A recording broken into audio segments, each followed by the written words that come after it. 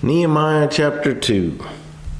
And it came to pass in the month of Nisan, in the 20th year of King Artaxerxes, when wine was before him, that I took the wine and gave it to the king. Now I had never been sad in his presence before. Therefore the king said to me, "Why is your face sad, since you are not sick? This is nothing but sorrow of heart." So I became dreadfully afraid and said to the king, "May the king live forever. Why should my face not be sad when the city, the place of my father's tombs, lies waste, and its gates are burned with fire?" Then the king said to me, "What do you request?" So I prayed to the God of heaven, and I said to the king, "If it pleases the king, and if your servant has found favor in your sight, I ask that you send me to Judah, to the city of my father's tombs, that I may rebuild it." Then the king said to me, the queen also sitting beside him, "How long will your journey be, and when will you return?" So it pleased the king to send me, and I set him a time. Furthermore, I said to the king, "If it pleases the king, let letters be given to me for the governors of the region beyond the river, that they must permit me to pass through till I come to Judah, and a letter to Asaph, the keeper of the king's forest, that he must give me timber to make beams for the gates of the citadel, which pertains to the temple, for the city wall, and for the house that I will occupy." And the king granted them to me according to the good hand of my God upon me.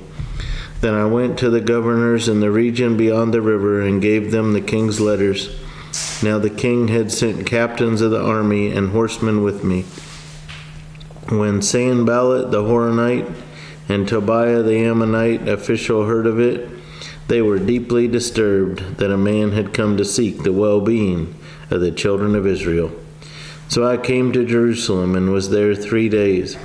Then I arose in the night, I and a few men with me.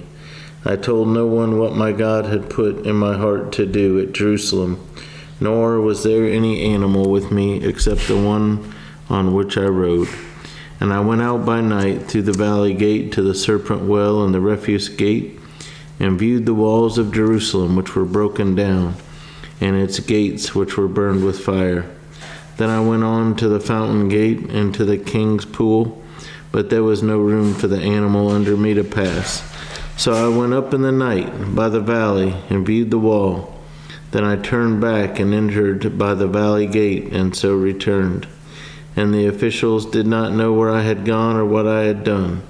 I had not yet told the Jews, the priests, the nobles, the officials of the others who did the work.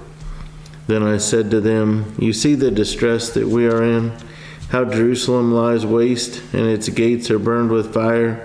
Come and let us build the wall of Jerusalem, that we may no longer be a reproach."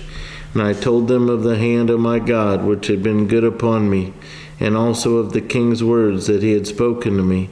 So they said, "Let us rise up and build." Then they set their hands to this good work.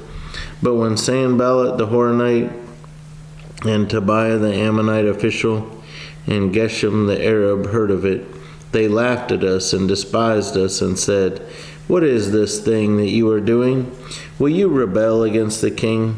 So I answered them and said to them, "The God of heaven himself will prosper us. Therefore we, his servants, will arise and build, but you have no heritage or right or memorial in Jerusalem."